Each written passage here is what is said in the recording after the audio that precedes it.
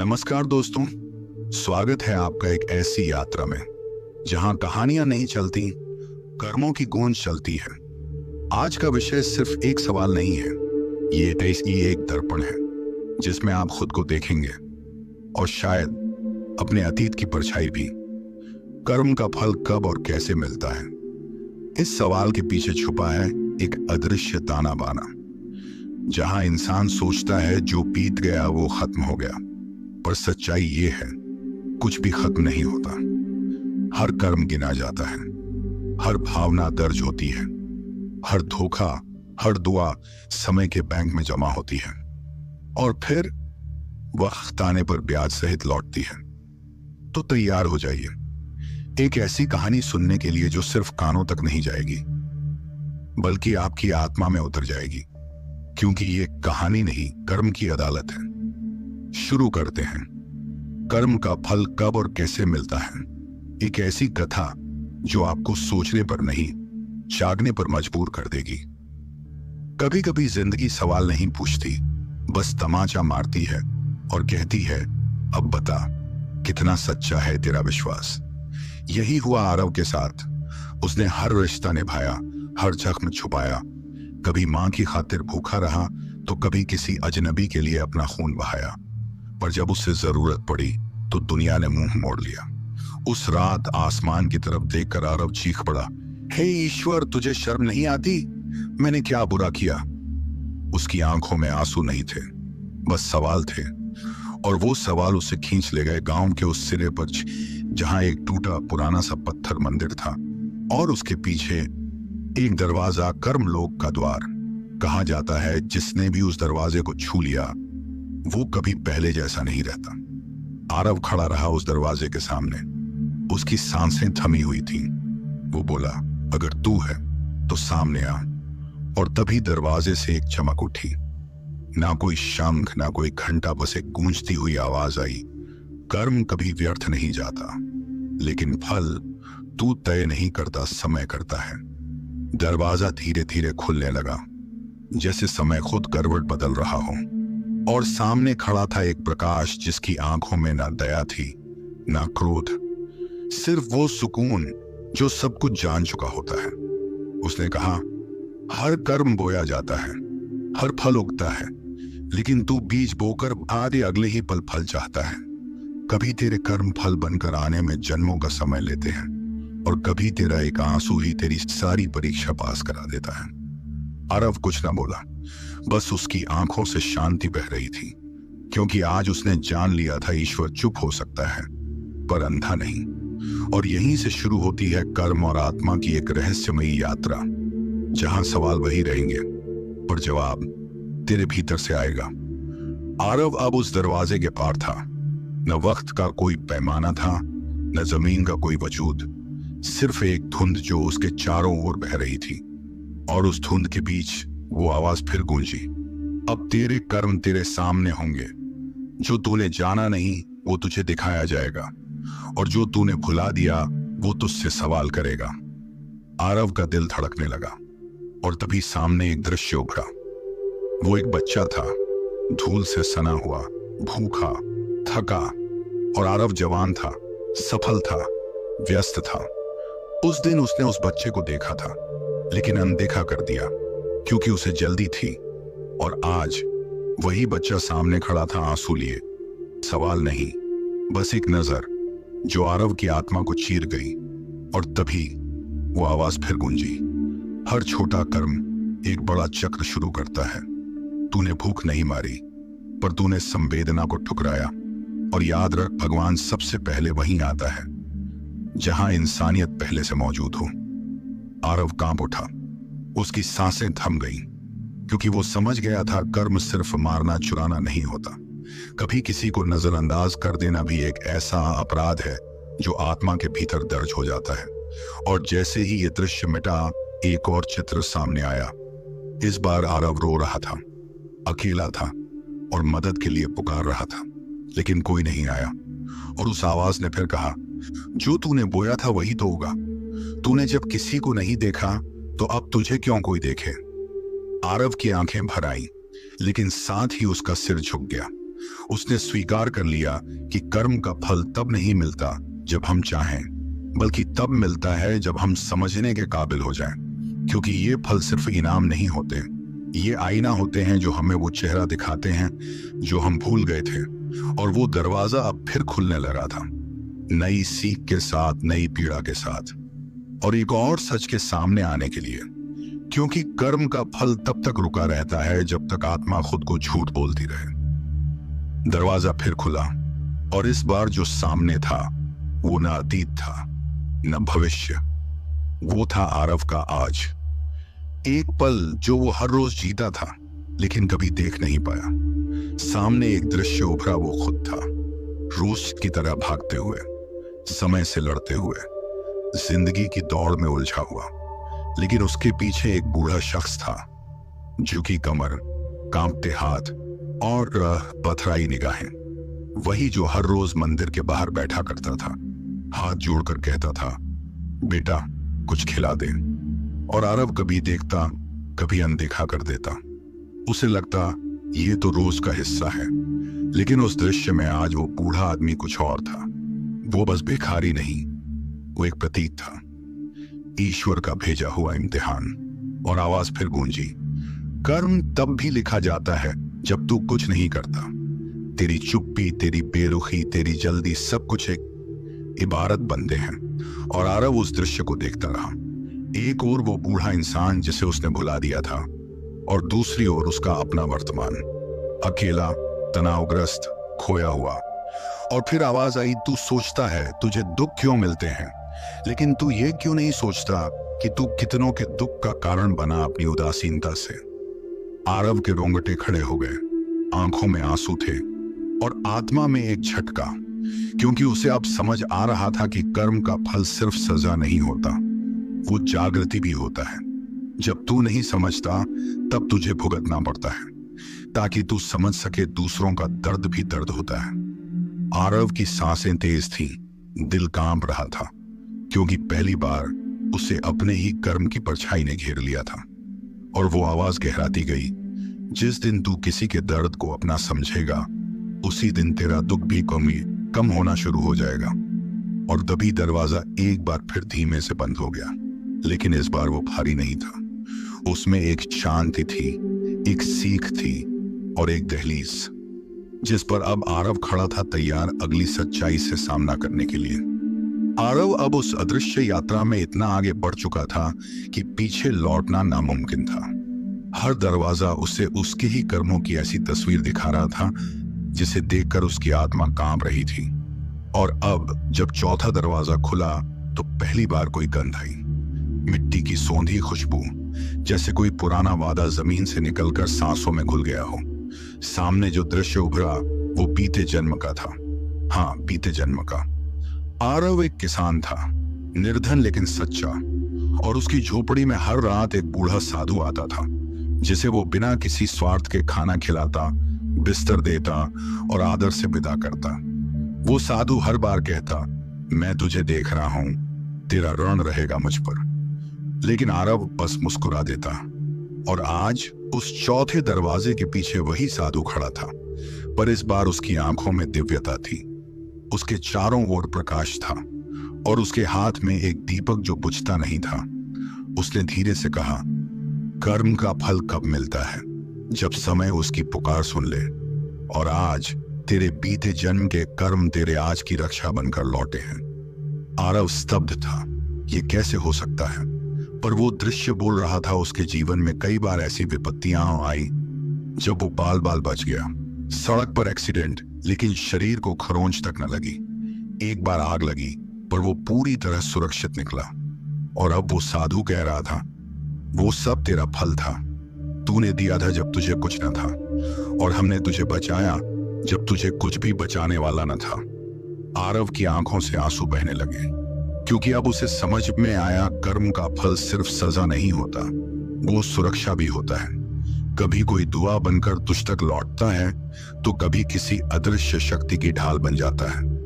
और साधु ने दीपक आरव की ओर बढ़ाया, इससे संभाल, क्योंकि अब आगे जो दरवाजा खुलेगा वहां तू अकेला नहीं होगा, तू खुद अपनी आत्मा से टकराएगा। आरव कांप रहा था, लेकिन उसके भीतर अब एक लौ थी, एक यकीन कि उसका दिया हुआ प्रेम कभी खोया नहीं था।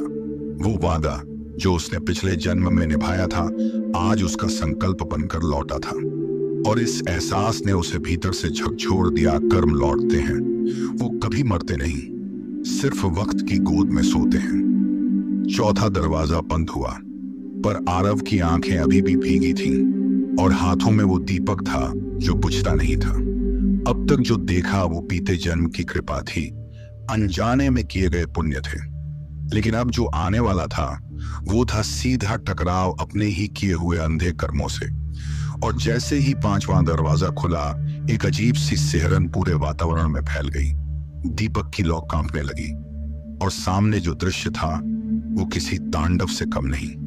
आंख के बीच एक चेहरा था, चेहरा जाना पहचाना मगर भयावह। और आरव जैसे ही पास गया वो चेहरा बदलने लगा और अंत में वही बन गया आरव खुद, पर उसकी आंखों में क्रोध था, अहंकार था, लालच था।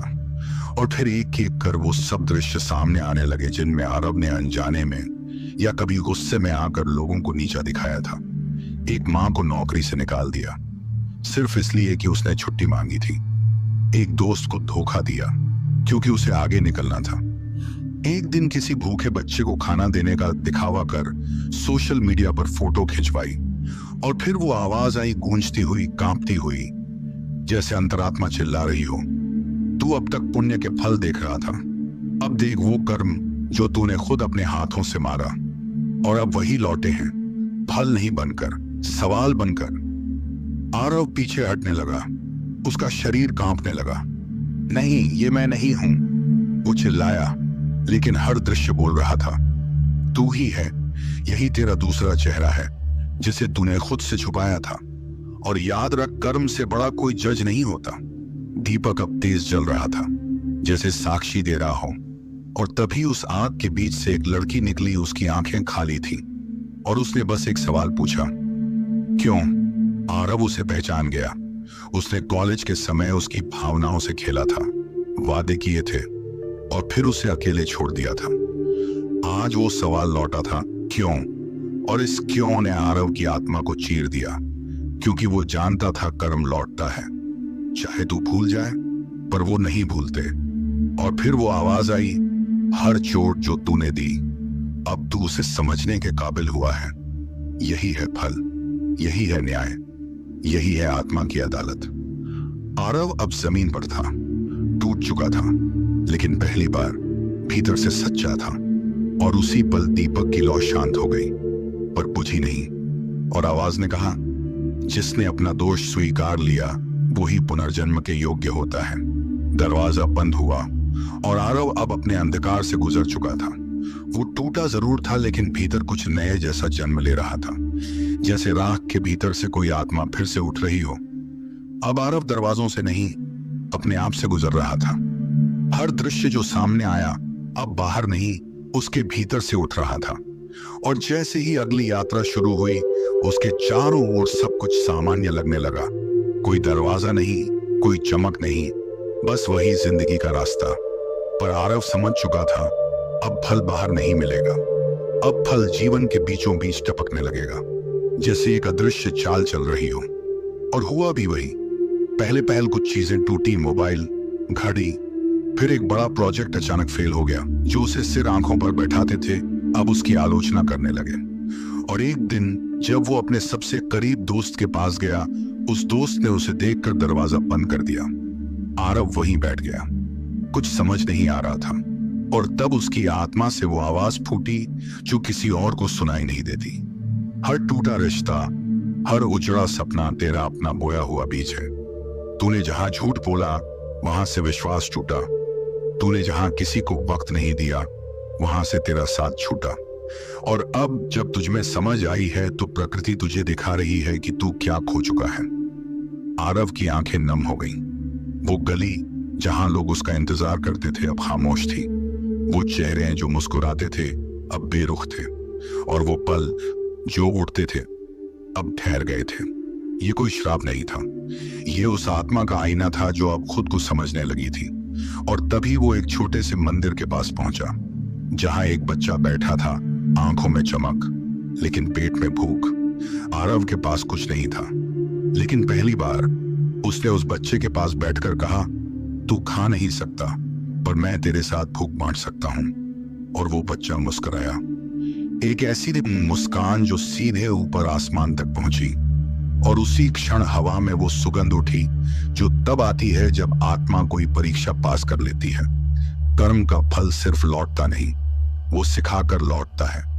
और जब तू सीख जाता है तो वही जीवन जो तुझसे रूठा था तेरी बाहों में लौट आता है।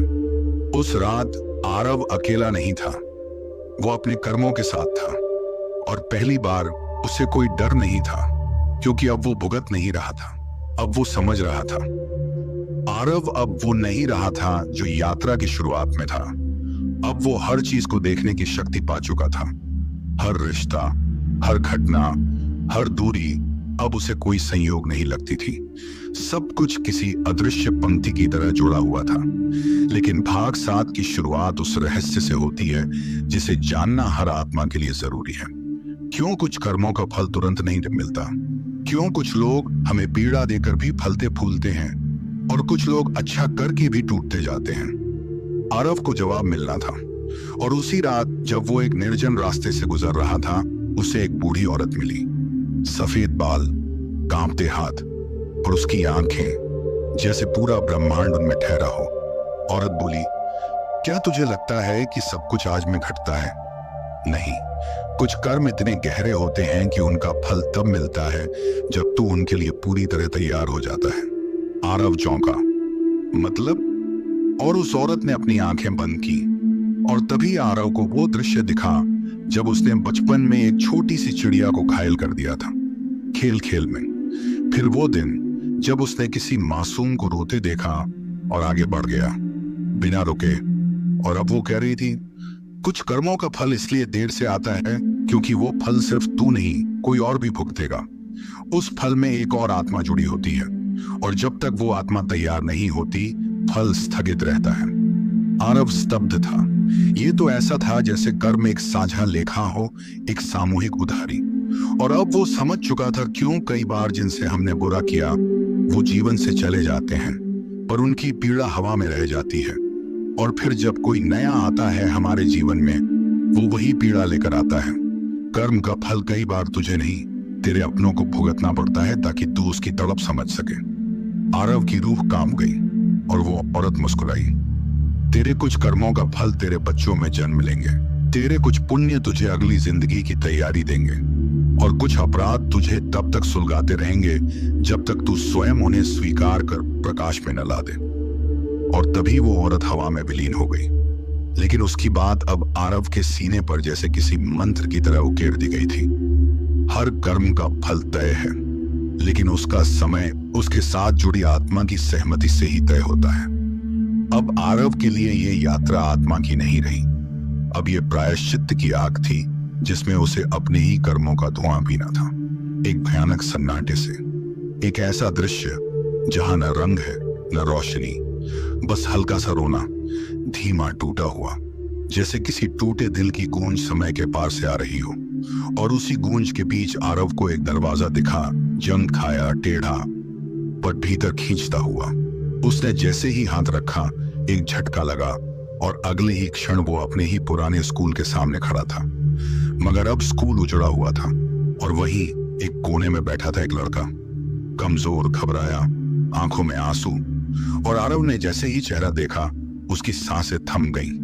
वो लड़का नमन था, उसका क्लासमेट जिससे उसने बचपन में मजाक किया था।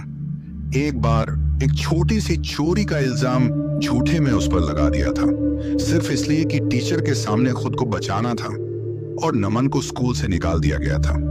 उस एक झूठ ने नमन की पूरी दुनिया छीन ली थी। और अब वो दृश्य बार बार बदलने लगा। एक के बाद एक नमन की जिंदगी की पीड़ाएं आरव को दिखती रहीं।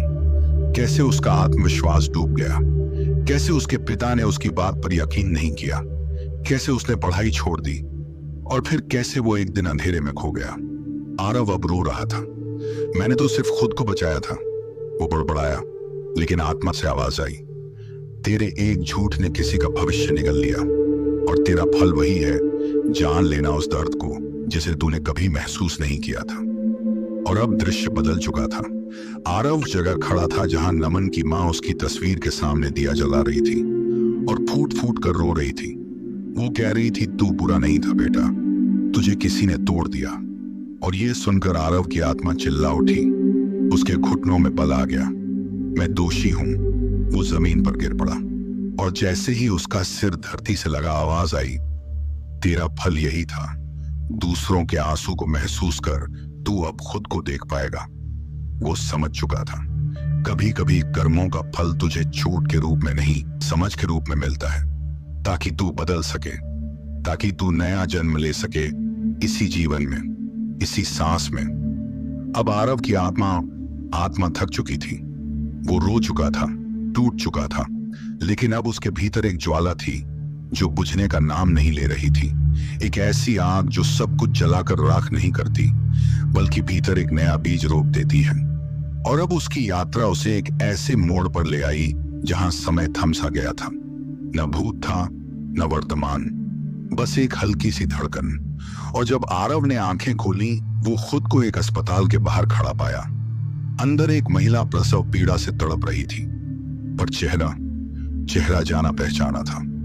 आरव ने ध्यान से देखा, वो अंजलि थी, वही लड़की जिससे आरव ने कॉलेज के दिनों में प्यार का वादा किया था, फिर किसी और के लिए छोड़ दिया था, बेवजह, बिना कारण। और अब वो बच्चा जो जन्म लेने वाला था, वो कौन था?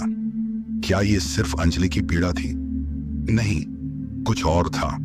अचानक हवा में एक कंपन हुआ और फिर एक नन्हा स्पंदन आरव के चारों ओर फैल गया, जैसे कोई आत्मा जन्म लेने को तैयार हो। और तभी वो रहस्यमयी आवाज आई, हर कर्म का फल हमेशा तेरे ऊपर नहीं आता, कुछ फल तेरे कर्मों के जरिए इस संसार में जन्म लेते हैं। आरव सन्न रह गया, मतलब? और फिर दृश्य खुलने लगे। अंजलि ने जब आरव की बेवफाई के बाद अपना रास्ता चुना, तो उस दर्द ने उसे तोड़ा, पर उसने कभी किसी से शिकायत नहीं की। वो चुपचाप सब सहती रही। लेकिन आज जो बच्चा जन्म लेने वाला था, उसकी आत्मा आरव की आत्मा से जुड़ी थी, क्योंकि वो पीड़ा जो उसने दी थी अब एक नए जीवन की संवेदना बन चुकी थी।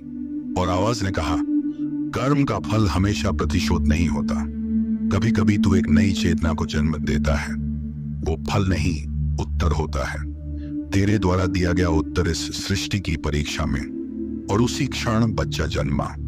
एक मधुर सी रोशनी कमरे में फैली और आरव की आंखों से आंसू झरने लगे। उसने जो चोट दी थी, वो अब किसी की ममता बन चुकी थी, और वही ममता अब किसी और के जीवन का आधार बनने जा रही थी। आरव अब जान गया था, कर्म सिर्फ लौटते नहीं, कई बार आगे बढ़ जाते हैं, और फिर जब तू उन्हें देखता है, तू खुद से नजरें नहीं मिला पाता। वो अब समझ चुका था कि कुछ फल तुरंत क्यों नहीं मिलते, क्योंकि वो फल किसी जन्म, किसी आत्मा, किसी मासूम हृदय के माध्यम से तुझसे प्रश्न करने आते हैं, और तब तक लौटते रहते हैं जब तक तू उत्तर नहीं दे देता। और अब आरव अपनी अंतिम यात्रा की ओर बढ़ चला था। न थकान थी, न प्रश्न, बस एक आत्मा थी जो अब उत्तर बनने को तैयार थी। और अचानक वो एक विशाल प्राचीन द्वार के सामने खड़ा था, जिसके ऊपर कोई नाम नहीं लिखा था, सिर्फ एक शब्द उभरा था हवा में, समर्पण। जैसे ही आरव ने उस द्वार को पार किया, उसने देखा वहां कुछ नहीं था, ना धरती, ना आकाश, ना रात, ना दिन, बस एक प्रकाश। और उसी प्रकाश में एक विराट रूप खड़ा था, जिसे न वर्णित किया जा सकता था, न समझाया जा सकता था। वो न पुरुष था, न नारी, न स्वरूप, न निराकार। वो परम सत्य था। और वो बोला नहीं, उसकी मौनता गूंजने लगी, आत्मा में, सांस में, अस्तित्व में। तेरा हर कर्म तेरी चेतना से जन्मा, और हर फल उस चेतना में डूबा। तू दुख में रोया क्योंकि तूने कभी किसी को दुख दिया था। तू अकेला हुआ क्योंकि तूने कभी किसी को छोड़ दिया था। और जब तूने समर्पण किया तो तूने खुद को पाया। यही है कर्म का अंतिम फल, केवल लौटना नहीं, बदलना, केवल भुगतना नहीं, जागना।